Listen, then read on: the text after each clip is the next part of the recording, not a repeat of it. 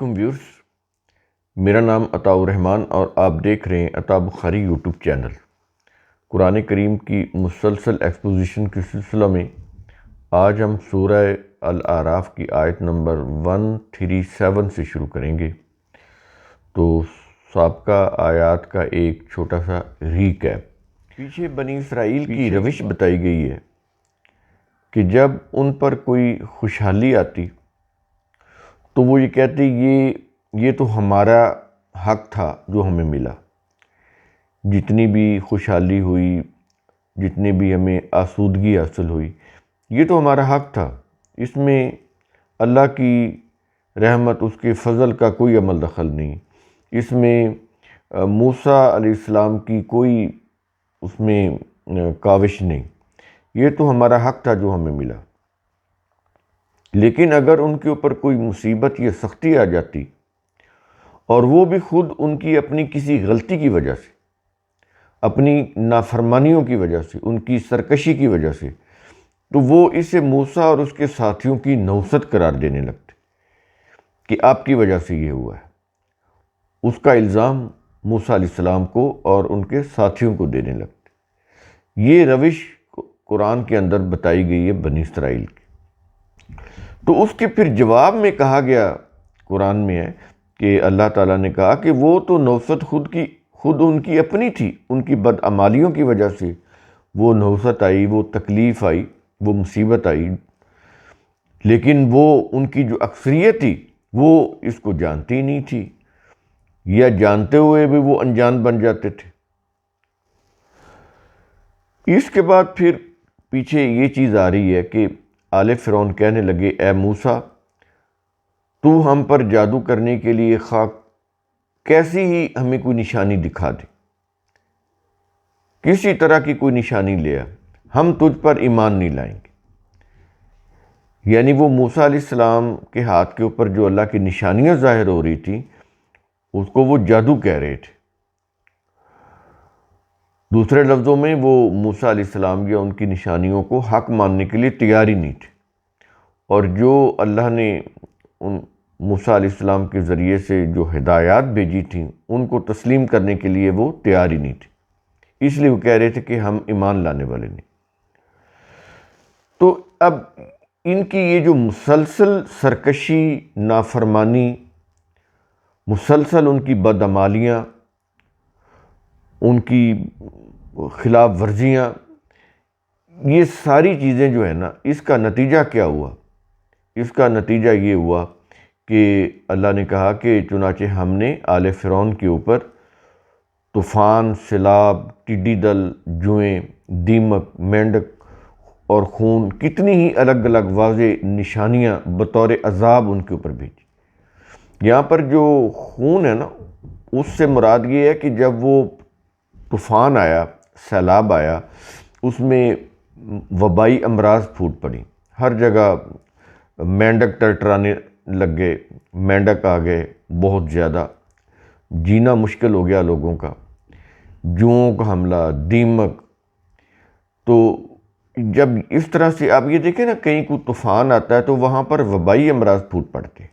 اب یہ دیکھ رہے ہیں، اب بھی ہمارے ہاں جب سال 2 سال بعد یا کچھ سالوں کے بعد سیلاب آتا ہے تو ان علاقوں کے اندر ایک تو یہ ہوتا ہے نا کہ پھلوں کی کمی ہو جاتی ہے، آمد و رفت کے جو ذرائع ہوتے ہیں وہ ختم ہو جاتے ہیں، چیزیں مہنگی ہو جاتی ہیں، چیزوں کا قحط پڑ جاتا ہے، یہ بھی ہوتا ہے، چیزیں مہنگی ہو جاتی ہیں، لیکن اس کے ساتھ ساتھ وبائی امراض بھی پھوٹ پڑتے ہیں۔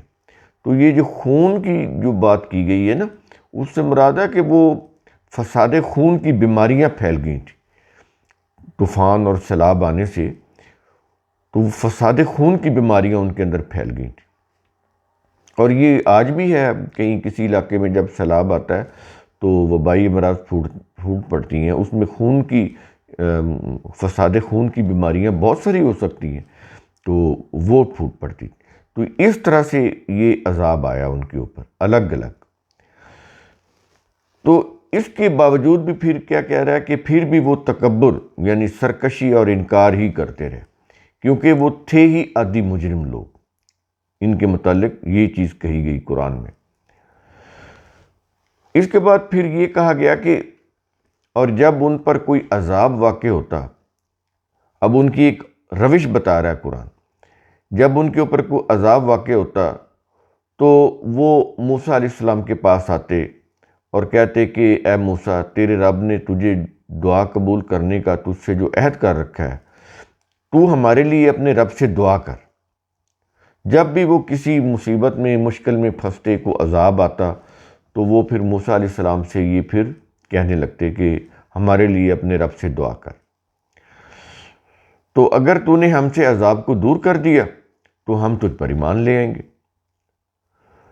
یعنی کنڈیشنل۔ تو ہم بنی اسرائیل کو آزاد کر کے تیرے ساتھ بھی بھیج دیں گے، یہ بھی پھر وعدہ کرتے کہ بنی اسرائیل کو آزاد بھی کر دیں گے اور تیرے ساتھ لے جائیں گے۔ اس کا مطلب یہ ہے کہ یہ باتیں کون کر رہے تھے؟ جو ان کی امراء تھے، طبقہ امراء کے لوگ، جو فرعون کے دربار میں بیٹھنے والے تھے، جن کے پاس اختیار تھا، اقتدار تھا، تو وہی لوگ ایسی باتیں کر سکتے تھے نا کہ ایک دفعہ عذاب کو ہٹا دے تو ہم بنی اسرائیل کو آزاد کر کے تیرے ساتھ بھیج دیں گے۔ تو اس کا مطلب یہ با اختیار لوگ تھے، یہ عام عوام کے لوگ نہیں تھے یہ۔ تو اس کے بعد پھر کہا گیا کہ جب ہم ان فرعونیوں سے وہ عذاب ایک مقررہ مدت تک ہٹا دیتے جس تک وہ پہنچنے والے ہوتے، تو وہ فوراً ہی عہد شکنی کرنے لگ جاتے۔ جیسے ہی عذاب ہٹایا جاتا اور یہ پھر اپنی سابقہ روش کے اوپر آ جاتے، عہد شکنی کرنے لگ جاتے۔ اور یہ چیز انہوں نے ایک دفعہ نہیں کی، دو دفعہ نہیں کی، انہوں نے اس کو اپنی مستقل روش بنایا ہوا تھا۔ تو پھر اس کے جواب میں کہا گیا کہ بالآخر ہم نے ان سے ان عہد شکنیوں کا بدلہ لیا اور انہیں سمندر میں غرق کر دیا، کیونکہ وہ ہماری آیتوں کو، نشانیوں کو جھٹلاتے تھے اور ان سے غافل ہو گئے تھے۔ یہ یہاں تک ہم آئے تھے 136 آیت تک پچھلے لیکچر میں۔ اب ہم آگے شروع کرتے ہیں 137 سے، سورہ الاعراف 137 نمبر کی آیت۔ کیا یہ رہا کہ وَأَوْرَثْنَا الْقَوْمَ الَّذِينَ كَانُوا يُسْتَضْعَفُونَ مَشَارِقَ الْأَرْضِ وَمَغَارِبَهَا الَّتِي بَارَكْنَا فِيهَا۔ ہم نے بنی اسرائیل کو جو کہ کمزور کر دی گئی تھی، بنی اسرائیل کو جو کہ کمزور کر دی گئی تھی، اس سرزمین کے مشرق اور مغرب، یہ بنتے ہیں مصر اور شام، مشرق اور مغرب کا وارث بنا دیا جس میں ہم نے برکت رکھی تھی۔ اب یہاں پر یہ دیکھیں، یہ جو بنی اسرائیل کی جو قوم تھی، اس کو کس نے کمزور بنایا ہوا تھا؟ فرعون نے، جو کہتا تھا کہ انا ربکم الاعلیٰ، میں تمہارا رب اور اعلیٰ رب، میری ہی اجازت سے تمہیں روٹی مل سکتی ہے، کھانا مل سکتا ہے، میری اجازت سے تم کوئی کام کر سکتے ہو۔ تو یہ صورتحال تھی۔ فرعون کہتا تھا کہ یہ جو زمین ہے یہ میری ہے، تم میری زمین میں رہ رہے ہو، میں تمہارا مالک ہوں، میں جیسے کہوں گا تمہیں وہی کرنا ہوگا۔ تو یہ صورتحال تھی فرعون کی، تو اس نے ان کو اپنا سلیب بنایا ہوا تھا، غلام۔ تو اس میں یہ چیز بتائی جا رہی کہ یہ صورتحال تھی بنی اسرائیل کی جو فرعون نے کر رکھی تھی، ان کو کمزور بنا لیا تھا، اپنی مٹھی میں جکڑا ہوا تھا، ان کو غلام بنا کر۔ اب ان قوم کے لوگوں کو اللہ نے جب موسیٰ علیہ السلام کو بھیجا، اٹھایا، اس کو قرآن نے دوسرے مقامات پر کہا ہے نا کہ زندہ قومیں اور مردہ قومیں، تو وہ کوئی فزیکلی ڈیتھ کی یا پیدائش کی بات نہیں ہو رہی، فزیکلی مرنے کی، جینے کی نہیں بات ہو رہی، قوموں کا زندہ ہونا، قوموں کا مر جانا۔ تو یہ ڈیڈ ہو چکی تھی قوم، فزیکلی نہیں، آزاد ہونے کے اعتبار سے یہ مر چکی تھی، آزادی سلب ہو چکی تھی، یہ غلام تھی، بس سانس چل رہی تھی ان کی، کنٹرول اور اختیار جو تھا فرعون کا تھا۔ تو اس وجہ سے پھر اللہ نے فرعون کو غرق کر دیا۔ موسیٰ علیہ السلام ان کو لے کے گئے اور ان کی تربیت کی، تو ان کو فاتح قوم بنانے کے لیے سٹرگل کی بہت زیادہ، جا کے وادی سینا میں جا کے صحرائے سینا میں جا کے. تو یہ ساری چیزیں ہوتی رہی. یعنی اللہ تعالیٰ کے یہ احسان تھے نا، اس قوم کو غلامی سے نجات دینے کے لیے اپنے نبی کو بھیجا، موسیٰ علیہ السلام کو. تو انہوں نے پھر فرعون سے ٹکر لی، موسیٰ علیہ السلام نے، اور ان کو لے کے پھر سینا کی صحراؤں میں آئے تاکہ ان کو تربیت دے کر ایک فاتح قوم کے طور پر ان کو تیار کیا جائے. اور وہ تربیت تو پھر صحرا میں دی جا سکتی تھی، شہر میں تو نہیں دی جا سکتی تھی. اس کے لیے یہ ان کو پھر وہ صحرا میں لے کر آئے.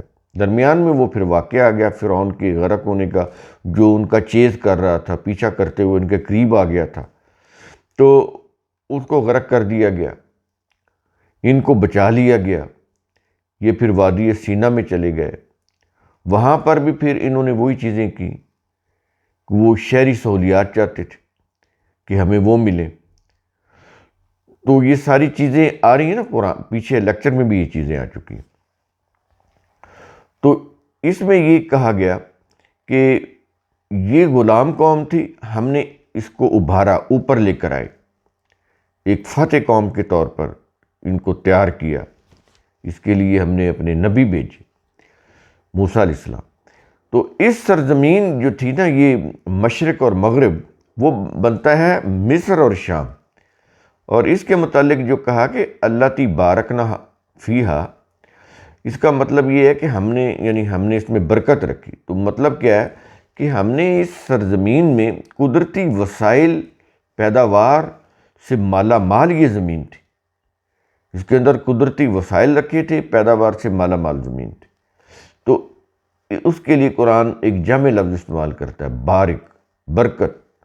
ہم نے اس میں برکت رکھی. تو برکت کیا تھی کہ پیداوار کی فراوانی تھی، قدرتی وسائل کی فراوانی تھی. یہ ہے اللہ کی برکت.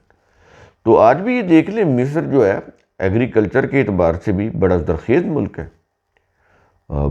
بہت یہاں پہ پیداوار حاصل ہوتی ہے اجناس کی مصر میں.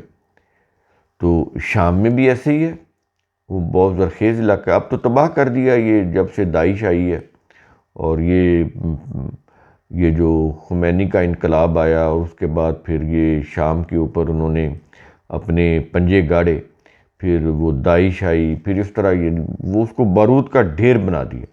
لیکن اللہ نے تو یہ سرزمین بڑی سرسبز و شاداب اور بڑی خوبصورت، شام تو ویسے ہی بڑا خوبصورت ملک ہے، جو انہوں نے بارود کا ڈھیر بنا دیا ان مذہبی تنظیموں نے، اور بین الاقوامی جو سازشیں ہیں اس میں. تو یہ چیزیں ایسی ہوئیں. لیکن مصر جو ہے اور جو شام ہے، اللہ تعالیٰ نے تو اس میں قدرتی وسائل کی پیداوار کی کوئی کمی نہیں رکھی، بہت زیادہ ہے. گوگل کریں، آپ کو پتہ چل جائے گا کہ کتنے یہ فرٹائل علاقے ہیں، پیداوار دینے والے. تو یہ تھی برکت اس کے اندر.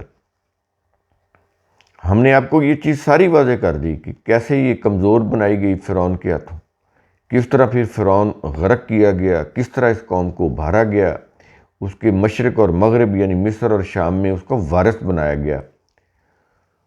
تو ان کو عروج ملا، قدرتی وسائل سے مالا مال علاقے ان کو ملے. اس کے بعد اگلے الفاظ ہیں، کیا یہ رہا کہ وَتَمَّتْ کَلِمَةُ رَبِّكَ الْحُسْنَىٰ عَلَىٰ بَنِي إِسْرَائِيلَ بِمَا صَبَرُوا، اور بنی اسرائیل کے صبر کرنے کی وجہ سے ان کے حق میں تیرے رب کا اچھا وعدہ پورا ہو گیا. اس لیے کہ انہوں نے تمام جد و جہد میں پوری استقامت اور ثابت قدمی کا مظاہرہ کیا تھا. جو قوم جب استقامت کا، ثابت قدمی کا مظاہرہ کرتی ہے، صبر کا معنی ہی ثابت قدمی ہے. صبر کا معنی یہ نہیں ہے کہ کوئی مشکل پیش آئی تو مایوس ہو کر بیٹھ جائے کہ خاموش ہو جاؤ، اب کچھ نہیں ہو سکتا. صبر عربی کا لفظ ہے، اس کا مطلب ہے کہ جو بھی مشکلات آئیں، پریشانیاں آئیں، ان کو برداشت کرتے ہوئے اپنا جو ٹارگٹ ہے، جو ہدف ہے، اس کو حاصل کرنے کے لیے آگے بڑھتے چلے جانا، کسی جگہ کے اوپر مایوس ہو کر بیٹھ نہ جانا. ثابت قدم رہنا استقامت کے ساتھ. استقامت میں ہوتا ہے کہ مشکلات کو، پریشانیوں کو جھیلنا، برداشت کرنا، قائم دائم رہنا، یہ ہوتی ہے استقامت. اور ثابت قدمی ہوتی ہے کہ کسی بھی مشکل کو دیکھ کر لڑکھڑا نہ جائے آدمی. تو جب انہوں نے اس طرح کی ان چیزوں کا مظاہرہ کیا تو پھر اللہ نے بھی ان کی مدد کی. اللہ کا قانون ہے کہ جو قومیں اس طرح سے آگے بڑھتی ہیں پھر اللہ ان کو کامیابی بھی دیتا ہے. اور اللہ نے پھر ان کو کامیابی دی بنی اسرائیل کو. کہاں وہ غلام تھے، کہاں یہ مشرق اور مغرب کے وارث بن گئے، اقتدار آ گیا، حکومت آ گئی، قدرتی وسائل سے مالا مال علاقوں کے یہ مالک اور وارث بن گئے. تو یہ چیزیں قرآن کیوں بیان کرتا ہے؟ یہ چیزیں ہیں سمجھنے کی. اور کیسے کسی قوم کو زوال ملتا ہے، کیسے کسی قوم کو عروج ملتا ہے، کیسے کوئی قوم مردہ ہوتی ہے، کوئی قوم زندہ ہوتی ہے. قرآن کریم کتنے خوبصورت انداز سے ماضی کے ان واقعات سے سمجھاتا ہے. تو یہ جو جتنی بھی چیزیں قرآن بیان کر رہا ہے گزشتہ اقوام کی، وہ سٹوری ٹیلنگ کے لیے نہیں ہے، یہ تربیت کے لیے ہے، عبرت کے لیے ہے، نصیحت کے لیے ہے یہ. ورنہ وہ پوری سٹوری بیان کرتا. پوری سٹوری کہیں بھی ہسٹری کی کوئی بھی سٹوری قرآن نے مکمل طور پہ بیان نہیں کی. ضروری کڑی لیتا ہے بات کو سمجھانے کے لیے. تو جب یہ ثابت قدم رہے، پوری جد و جہد کرتے رہے، تو اللہ تعالیٰ کا ان کے ساتھ جو وعدہ تھا وہ پورا ہو گیا. ان کو فتح ملی، کامرانی ملی، خوشحالی ملی. اور مقابلے میں جو دشمن ہے اس کے متعلق کیا کہا؟ کیا یہ رہا ہے کہ وَدَمَّرْنَا مَا كَانَ يَصْنَعُ فِرْعَوْنُ وَقَوْمُهُ وَمَا كَانُوا يَعْرِشُونَ. اور جو مصنوعات اور عالی شان عمارتیں فرعون اور اس کے لوگ بنا رہے تھے ان سب کو ہم نے تباہ کر دیا. یہ دمرنا، تباہ کر دیا. اور یہ جو ما کان یصنع، یہ یصنع اسی سے صنعت ہے.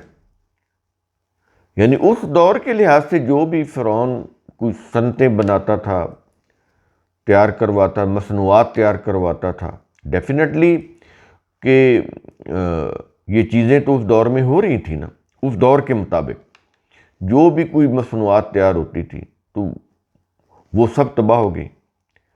اور آگے جو لفظ آ رہا ہے یارشون، یہ جو عالی شان بلند و بالا عمارتیں بناتے تھے، تو قرآن میں بتایا جا رہا ہے کہ ہم نے ان سب کو تباہ کر دیا، وہ تباہ ہو گئی.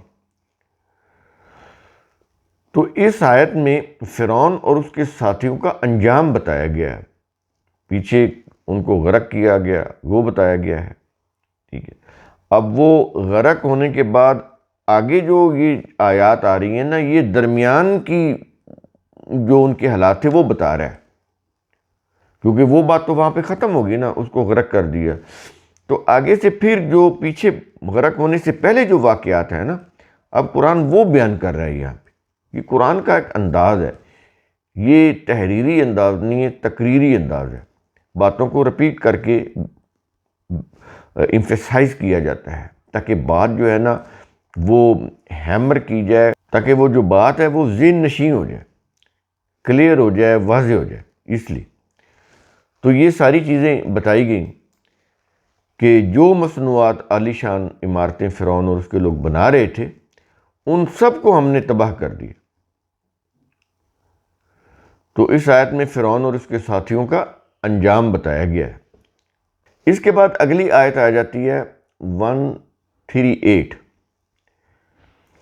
وَجَاوَزْنَا بِبَنِي إِسْرَائِيلَ الْبَحْرَ فَأَتَوْا عَلَىٰ قَوْمٍ يَعْكُفُونَ عَلَىٰ أَصْنَامٍ لَهُمْ. ہم نے بنی اسرائیل کو سمندر سے پار اتارا تو وہ ایک ایسی قوم پر آ پہنچے جو اپنے بتوں کی پرستش پر جمے بیٹھے تھے.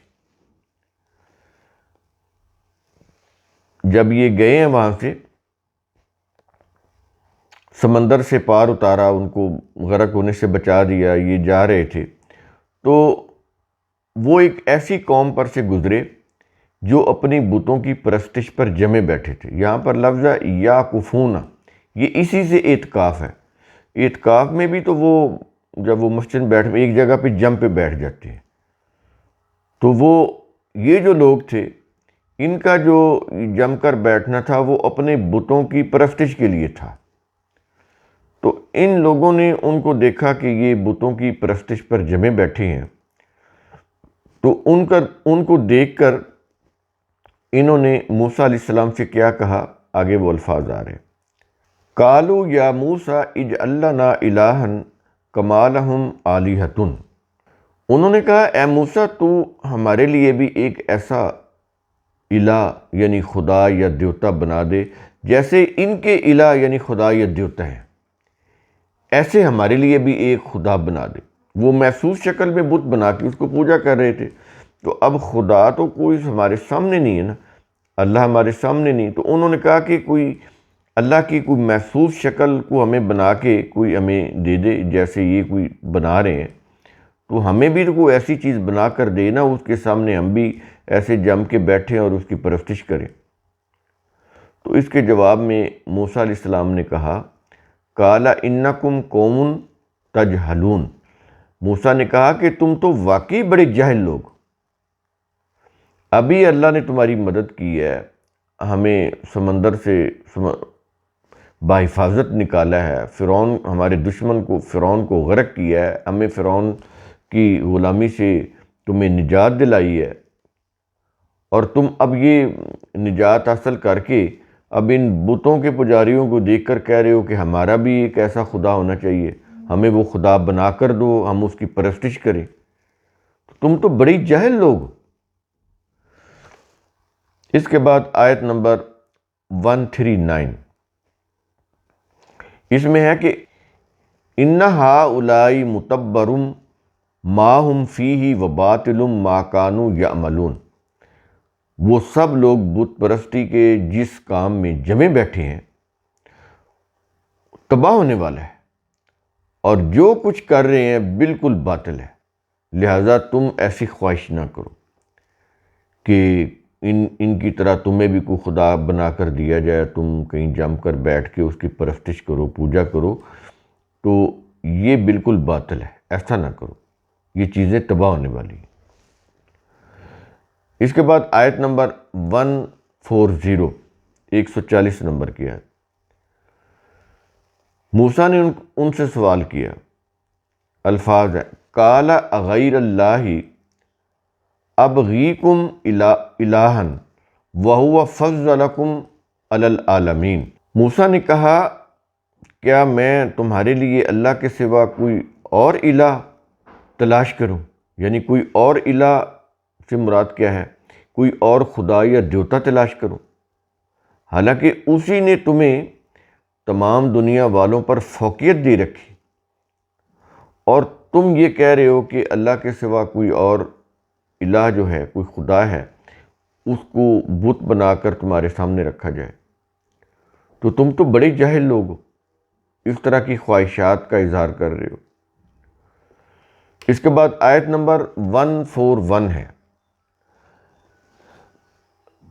الفاظ ہے کہ وَإِذْ أَنْجَيْنَاكُمْ مِنْ آلِ فِرْعَوْنَ يَسُومُونَكُمْ سُوءَ الْعَذَابِ، ہمارا احسان یاد کرو جب ہم نے تمہیں فرعون کے لوگوں سے نجات دی جو تمہیں بدترین تکلیف پہنچاتے تھے۔ اب یہاں پر یہ چیز ان کو احساس دلایا جا رہا ہے کہ کچھ سوچو کہ اللہ نے تمہارے اوپر کتنا کرم کیا۔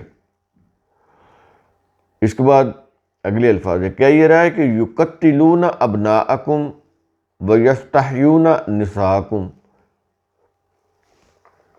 اور تمہاری حالت کیا تھی اس سے پہلے، نجات دینے سے پہلے یا نجات پانے سے پہلے، کہ فرعون کے لوگ تمہارے بیٹوں کو قتل کر دیتے تھے جبکہ تمہاری عورتوں کو زندہ رہنے دیتے تھے۔